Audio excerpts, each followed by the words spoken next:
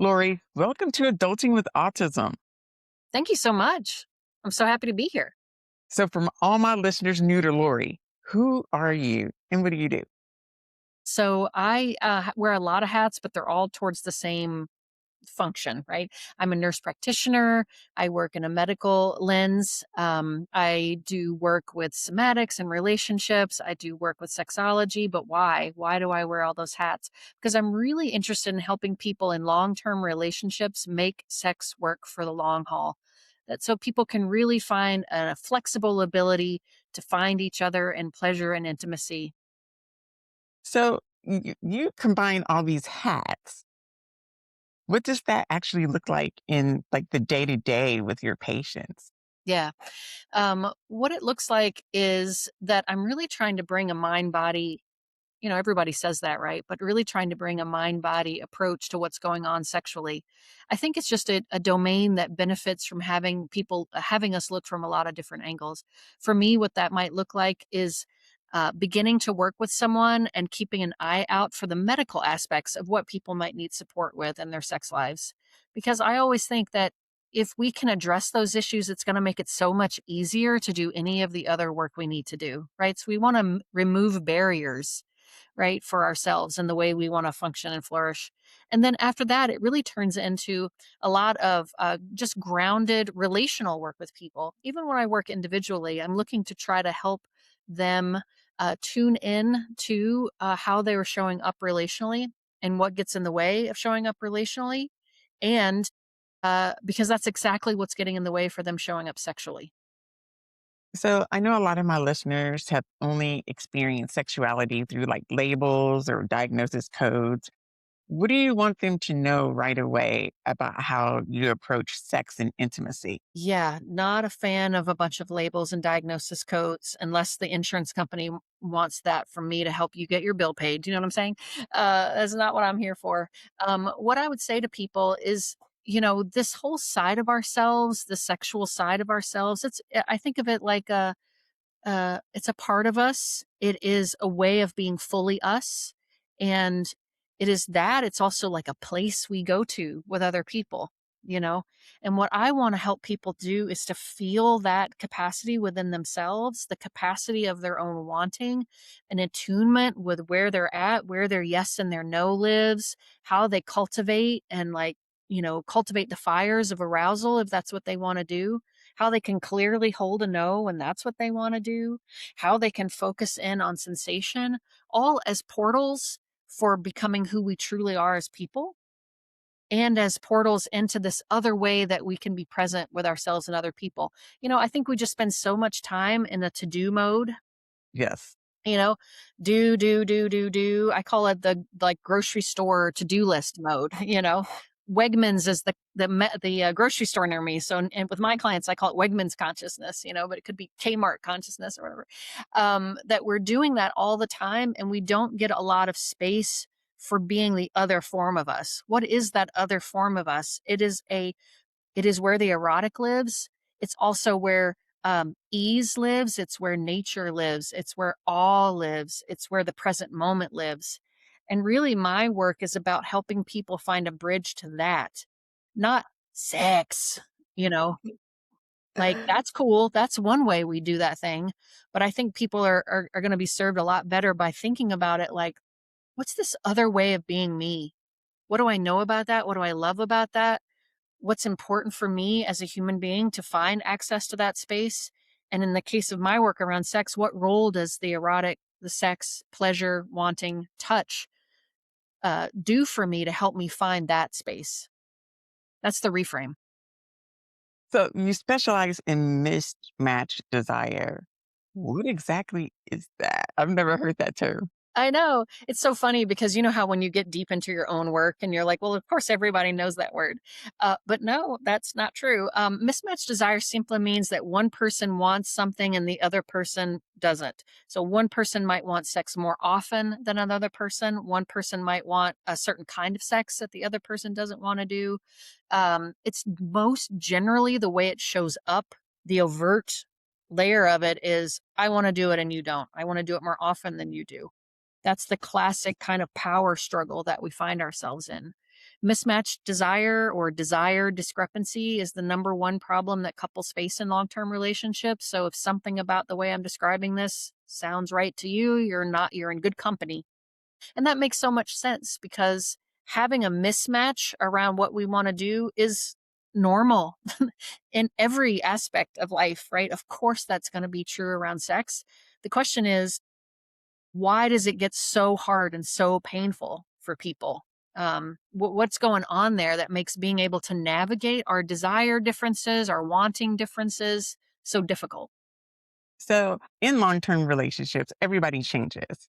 Is that true even with the intimacy and desire that you were one way, maybe in your youth, and then you're now different? Definitely. And I would say, I hope that's true, April. For goodness sakes, please don't tell me that I have to be the same person.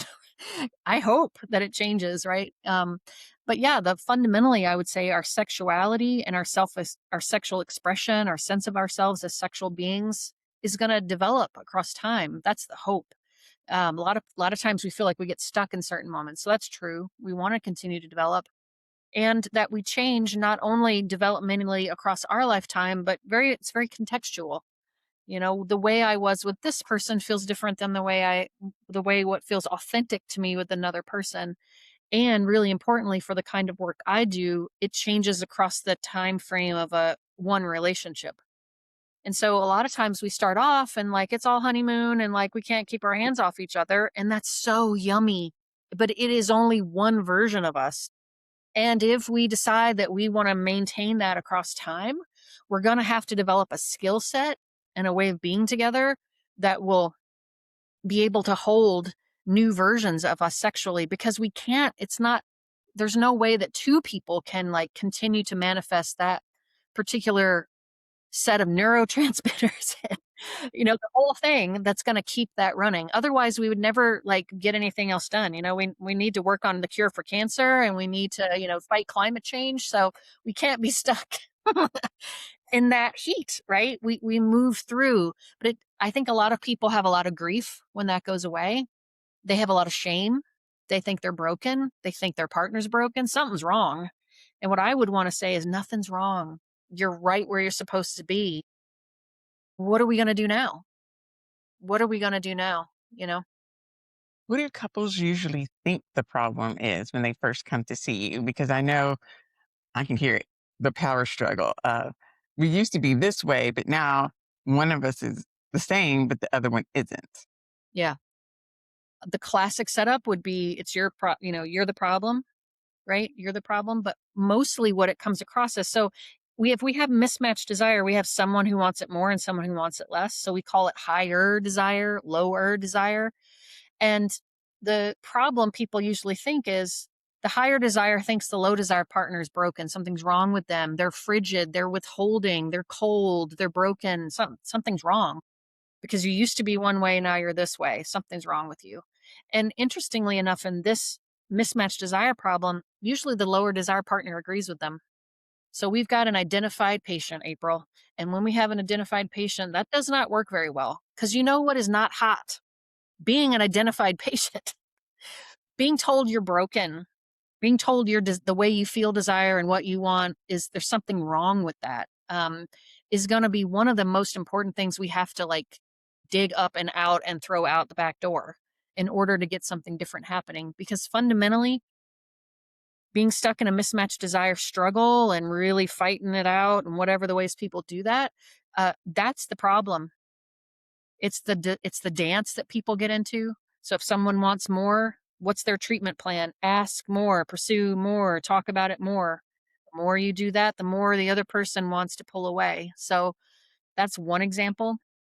The idea that the higher desire partner is normal and they just natural human functioning, that desire arises and it's a need. And if I don't get it met, all of these ideas that we have that the higher desire partner has no work to do here is one of the most noxious problems in mismatched desire because it is two people that make mismatched desire. Mismatched desire doesn't exist unless we have two people doing a thing together. And I think that people with higher desire need to learn how to hold their desire in a good way. It is a superpower, and then therefore it requires a lot of responsibility. And we need to be responsible stewards of sexual desire and arousal with our partners. And a lot of times, lower desire partners are, there's so many reasons why that happens. It's not a diagnosis, you know, it is a nervous system, it is a stress, it is a life, it is your neurotype, it is a sense of, is it okay to say no? It is a people pleasing. It is like, well, no one ever actually asked me what I wanted before anyway. So how could I have low desire when I never knew that what I wanted mattered? Do you know what I mean? Right. This like whole history comes into play. And there's a writer who says that sex becomes a crucible. You know, it's where the heat gets placed on us, Hmm. do the hard work of recovery, what we'd call relational recovery, out of all the ways that we are going to inhibit this thing from trying to happen, which is what? Closeness, pleasure, and intimacy, not sex, but closeness, pleasure, and intimacy. A lot of the autistic and ADHD adults experience like desire very differently across time, like hypersexual, asexual, shut down. How do you help people make sense of these patterns without shame? Because, like you said, you feel like you're the one that's wrong. Yeah. Yeah. I mean, shame is all over all of this. So I just want to name that, that it makes it really hard to be just sort of present with what is. Um, I would say that it's interesting when we think about desire because we're like, what are we talking about exactly? Is it just like a feeling I get in my groin that makes me want to go rub against something somebody else? Like, is that what we mean? What do we mean? And if we can get really clear about what we mean, what is the raw internal experience of this, and how and in what ways do I need to be relational with another person about that raw internal experience? Slow it down. Can we communicate our needs with integrity? Can we tolerate no's? Can we say no's? You know, I think one little thing I'll drop here in terms of desire is a lot of times we feel it's like an on off switch. It's something that happens to us. It feels like pressure building that needs release, all these kinds of things. And that does like capture something about our experience, but I think it's like woefully inadequate, So when I think about desire, what I've really been enjoying thinking about it most lately is like it's an emotion. It's an emotion. It's a feeling state inside our body that's giving us information about us and the world around us and giving us direction. It produces liquid. You know what I'm saying? Right? Tears are like sadness and arousal is other kinds of liquid. So it's just it's an emotional state inside of us. And I think if we can cross apply some of the skills that we might know about how to work with anger, sadness, joy, longings of other kinds, I think that's going to serve us better than feeling like we're reacting to almost like an external force that has its way with us. So whether it's a high desire, a low desire, a no desire, being able to think of that as like a horse I'm riding more than one that's taking me away, and to find the choice in all of that. So Choice is possible. Yeah. like, I know neurodivergent folks, we tend to have differences in our nervous systems with like sensory needs. What are ways that we can talk to our partner about the sensory needs in bed and not feel just weird? Yeah. Yeah. Awkward is like one of the main it's our foe, between me and a better sex life is awkward, feeling awkward. So it's real, like it's real, and awkward never killed anybody. So let's just name like what's in between me and that. Can I learn to work with awkwardness in a new way and fears around that so that I can kind of cross over to the other person a little bit? That's one thing I'd say. In terms of sensory stuff, um, that's so important. I don't think any version of anybody's nervous system is doing enough to pay attention to sensation and to decide what they want, you know? So a lot of what I would say is a lot of encouragement, a lot of permission for people that fundamentally the unit of exchange in some way is sensation. And so if that's the unit, that's what we're doing. We're exchanging sensation. Seems pretty obvious. We should be able to say yum, owie, ick, and that's not a comment on the other person. If we can do that in a loving way, um, we do our best with that. And then we have to tolerate that sometimes people on the other side, it might have been loving, but it doesn't get land that way. Can we hang on to the reins? But fundamentally, sensation is like the unit of exchange, and that we always, and to feel that choice between yum and not so yum is what we're like following. It's like our GPS coordinates. Yum, not so yum. And so if not so yum, where's the yum? That's another way to work with it. We get kind of caught by like, "Ugh, oh, not that, Right. not that. Yes. We feel so tight, and it's real. It's real. And we might want to see it's like what's possible with pendulate over to what's yum. Is it possible to go and come over like, oh yeah, there. And that we could follow yum to yum to yum to yum to yum, like an algorithm, kind of like flowing through the river there that's going through this back and forth with another person. I don't know, that's weird, but I do think that that sensation is the particle that's at play. And so we want to, it's okay, to say yes and no to those sensations. Yeah, Now, also being a medical provider, are there like common physical or hormonal factors that affect our desire or arousal? definitely. I classically work with people who have ovarian systems, a little bit more than I work with people who don't. And so I'll speak mostly to the ovarian system holders, havers, embodied folks that way. So I would say that that hormonal issues do play an important role. The going through perimenopause, menopause, being postpartum, things like that, those will change the hormonal system and they will change sexual desire. The primary driver there is testosterone. So we all carry testosterone in our systems to different levels. And for some people, there's a threshold. When testosterone gets to a certain threshold, my sexual functioning is going to be impacted. So thinking about that across the lifespan is primarily going to be that classically the sort of 40 to 50-year-old person who's going through a menopausal transition is a testosterone issue. Medications affect SSRIs being the number one medication that's going to impact people's sex lives. That becomes really difficult because I need my SSRI to feel better. And that's important too for sex.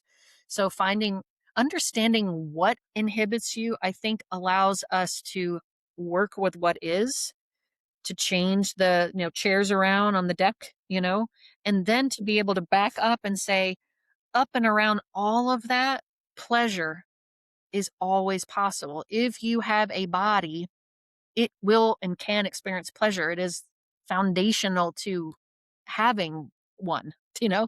And so being able to focus in on pleasure, no matter what functionality of a specific body part is present, will always be a good North Star. But it doesn't mean that there's not grief. It doesn't mean there's not loss. It doesn't mean there's not change. So it's not a Pollyanna. And I think that pleasure and sex can even include that pain. It can include the sorrows of life, and that's what starts to make it yummy and whole for a whole life.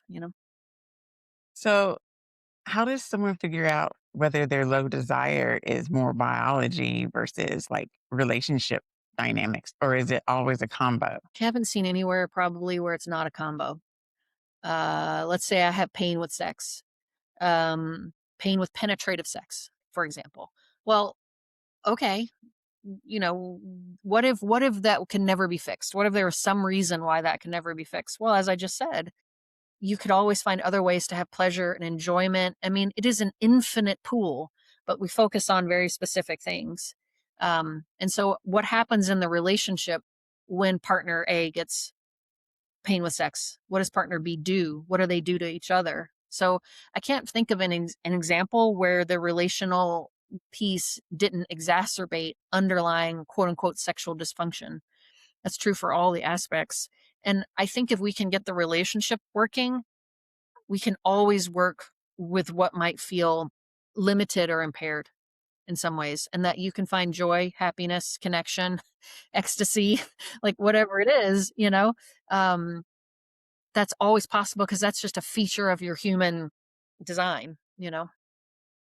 So, to help listeners move beyond like shame and clinical labor labels, not labor, what are some of the most common scripts you hear from people around sex and desire? To move from shame. Yeah. I would say I would start with the first knowing, which is the first knowing that I kind of came across as I entered this work myself, which was this kind of download that I got from the reading I was doing was like, oh my God, I'm not broken, you know? Like, to be able to hold that, like, I'm not broken. The way I like to masturbate isn't incorrect. The way it feels when I do this isn't wrong. The way this sensation feels, everybody else likes the sensation, but I like this sensation. The way I want to close my eyes or open my eyes or whatever it is, like a deep acceptance for what works for me, what feels like pleasure to me, and that is like inviolable. Like, like, no one's gonna tell me there's anything wrong with any of that, you know what I mean? That, like, it is a deep part of my self-understanding and my self-acceptance, what brings me pleasure and what I love, um, and that the ways in which that might feel difficult for me to access aren't means that I'm broken. They're actually evidence of my nervous system doing exactly what it needs to be doing in that moment? So I think that I'm not broken is foundational, and it's sort of like, we have to hear it a lot. Like, you're like, "Well, how do I get there?" Well, the first time I read it, that didn't really help me, but I read it again and I hear it again and I listen to this podcast and I hear it again that, like, you are whole and complete and you deserve pleasure. It is your birthright on this planet. Pleasure heals. Pleasure is a major piece of our equipment, um, and to be able to, uh, yeah, to sort of find my pleasure without shame is what we're aiming for. And I just want to say to people, that's not always easy. We have a lot of resistance for pleasure itself. There's something, if I said, here, listeners, would you like me to give you pleasure? Here it is in my hand, here you go. I think we'd be like, no, thank you. No, mm-mm, it better not too much. You don't want to, who knows what's going to go where, and, how are we going to, maybe it'll get, like, we just have a lot of resistance to opening this door towards pleasure. And that is about a long history of cultural stuff. It is about nervous systems. There are nervous system states that want to access pleasure and some that don't. Um, and to feel that all as opportunity rather than impairment, to feel the opportunity in it rather than the impairment, I think is the message. So, like, what are like one or two ways that couples can reconnect, like physically and emotionally, even if one partner is just low or Yeah. fluctuating? Yeah. My favorite practice is a practice that I take from the Wheel of Consent. The provider's name is Betty Martin, and I could not more highly recommend that people access her work in a variety of ways. And it's a very foundational for just the, like, okay, what do we do moment. For me, that what do we do moment might be something very simple like this: set aside 10 minutes, half an hour, and partner A will say to partner B, "How would you like me to touch you right now?" Right? And they look inside and they find what they want, not what they don't want, but what they want. What do they want? How do we learn to, like, find and access our wanting, to know that it's important and to give voice to that and to tolerate it, like being out in the field with the other person. The person's willing, you receive that touch for 3 minutes. And then we share and we trade back and forth. So we kind of get around so much of the things that inhibit. We can see them as we start to sit with the wanting. And the wanting is just the desire that we've actually been trying to be with in the first place. How would you like to be touched right now? Such a simple question. And even as I say it, I feel a little teariness coming up behind my own eyes. And I do this all the time because it's such a tender, tender spot. How would you like to be touched right now? How would you like to be touched right now? You know, and we create a container. It's just 3 minutes. Can I pay attention to that for 3 minutes and notice what happens next. So it really helps us heal through touch and accessing wanting. Simple. There's more to it, but that's the simple thing I would say. Go home and try it tonight. I know a lot of autistic and ADHD people have a history of people pleasing or feeling like they can't say no.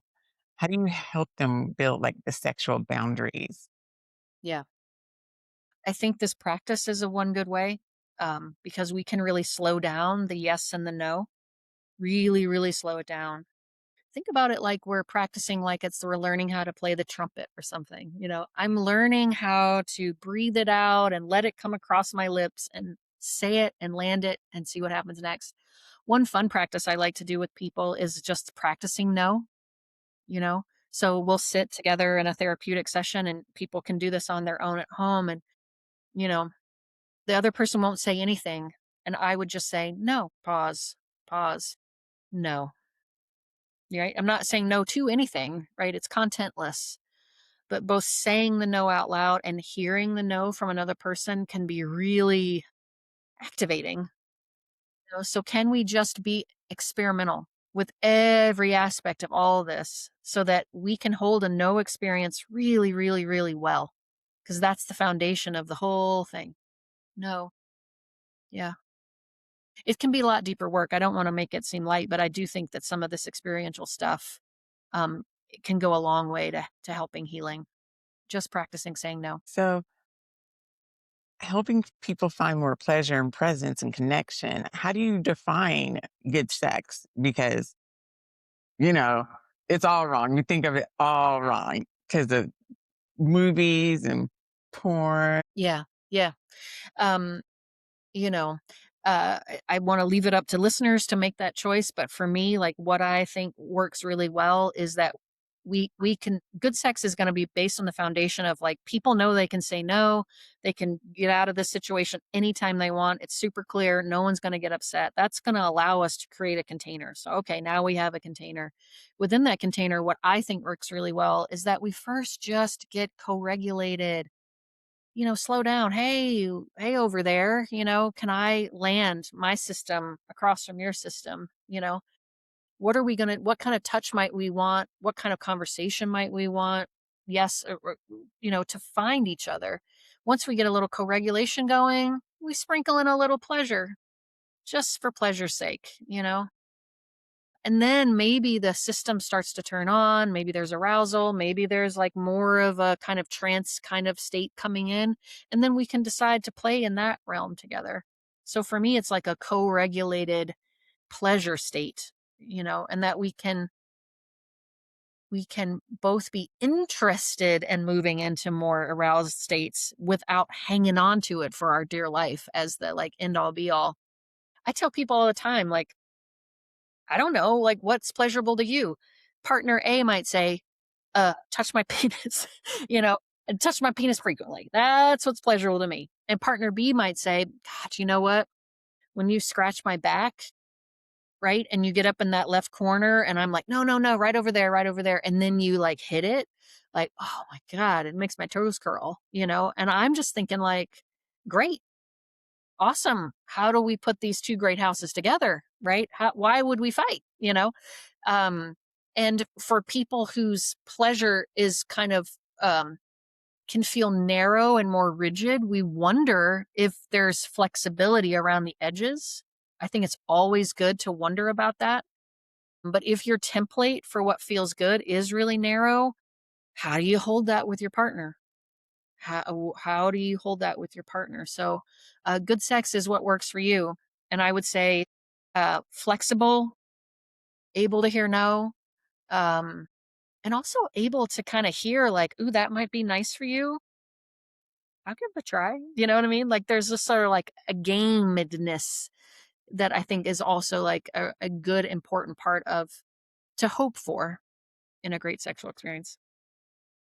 What are some ways neurodivergent people can bring more presence into intimacy, especially when we get distracted real Yeah, easy? just like really easy, lazy. I mean, part of it is like just gonna have to accept that. It's all happening. Certain people's bodies will telegraph that more loudly than other people's bodies. And but the fundamental internal experience of I'm in, I'm out, I'm in, I'm out. I think when we can accept that, then it can maybe sometimes give it like take the heat down on it. The more I struggle against it, the more maybe I'm getting lost in it. Is the first thing I would say. I would also say that like pleasure, my guess is that pleasure has more is more interesting, you know? Like that feels really good. It's more, it just tends to have like a more interesting thing. And so the more we can access pleasure, I think the more we can access presence. And the more we access presence, the more we access pleasure. They kind of feed into each other, right? It's hard though, like we put too much in it, we start to get weird about it, right? You're just like, "Oh, am I doing it right? And what's even happening?" Um I like to kind of light it. It's like light, like, "Oh, yummy." It's not like, and then I have to be present and I have to, where's the pleasure? You know what I mean? We can like make everything intense. Just, that's yummy, yum, yum, yum. I call it waggy tail energy, you know, That's a good one. I just gives me some waggy tail energy. Like I want a little bit more of that, it's that, think about it in those ways rather than I have to be present, follow the alive edge of that in ways that feel like that, like metaphors to that can make you bring you home, you know? So, for listeners out there who feel like their sexual intimacy is over because of trauma or what have you, what do you wish they knew about what's still possible? Yeah. My heart just goes out when you ask that question because I know how difficult this can all be, and people have had really difficult experiences across a wide range of in a wide range of ways in their lives. And I guess what I keep coming back to the same thing a little bit, but what I would say is that like pleasure's like there, you know, it is when I look out the window and see the sky is blue, I see the sunlight dappled, right? There's pleasure interpersonally. There's pleasure between me and the universe, so to speak, me and nature, me and the earth, me and the color blue, like whatever it is. Like I'm trying to say that like our capacity to access that is kind of like all around us, and that we can land and feel safe and grounded in those experiences. And when the interpersonal bit gets hard, I think to resource and other things that allow us to kind of feel the okayness and our aliveness and our connectedness, is always possible. I know that interpersonal experiences can get difficult.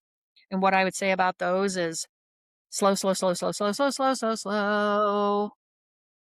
Did you go slow enough? Probably not. Got to go slower, and like bounded, small, slow and small, not hours, you know, slow and small, tap into and pull. And it's like a titrated, we pendulate into a titrated experience with a partner. Ooh, just a little bit of that. It's kind of nice. I'm going to come back and I'm going to resource with something else and take my time, The nervous systems can be so hyper vigilant for very good reason. Yes. Very, very good reason. They're not doing anything wrong. And, we're just wondering, like, where can you access pleasure? And to know that, uh, again, it's possible, and it's just to land where that's right for you. Is that a head scratch? Is it brushing my hair? Is it rubbing my feet? Is it sit near me, but don't sit right next to me? Sit in the chair over there. That might feel better to me right now. You know, like, could you go for a walk first thing? Like we can imagine as much space as we need. We don't have to feel like the only way that we catch into what we really want right now is by like union, that like the distance might be where the wanting lies. And that's okay too. Your wanting system always is there in you. The pleasure system is always there. We just got to like land it, like be curious and experimental enough to try to land it for you in this moment right now, you know? Yeah. Okay. Final question for you. Where can people find your work, your Yeah. clinical practice, media? Because I'm sure they're like, You didn't ask this question, girl. I got questions. Well, if people like, sort of like the way I talk about these things or just want more input on this, you can find me if it's mismatched desire you're dealing with, go to mismatcheddesire.com. And there you'll find where you can just sign up for a few emails from me. It's not a bunch of emails because I'm not organized enough to bombard you with spam. So don't worry. It's just a little email series going more in depth into the mismatched desire dynamics. And what's nice about that is it's like a little chunk and you can think about it. And it's a nice way to start a conversation with your partner. Here's a little chunk of it, if it makes you feel seen or you think it'll make them feel seen. You can find me at my website for clinical work in person. I'm in upstate New York. You can also access me online anywhere in the world. And I'm at drloridavis.com, dr-loridavis.com. I'm on Instagram. I'm on TikTok. I'm kind of, just out and about a little bit. So there's lots of great people sharing lots of great information on this subject. Um, and I think what I would encourage people most to do is like take it up. Take it up as some of the most important work in your life, not because it's sex, but because it is really about accessing this really important part of our human experience in a lot of different ways. And so keeping it curious and keeping learning is what I'd most want people to do. Lori, thank you so much for coming on to my podcast. You're welcome. Thank you so much for having me. It's been a great conversation.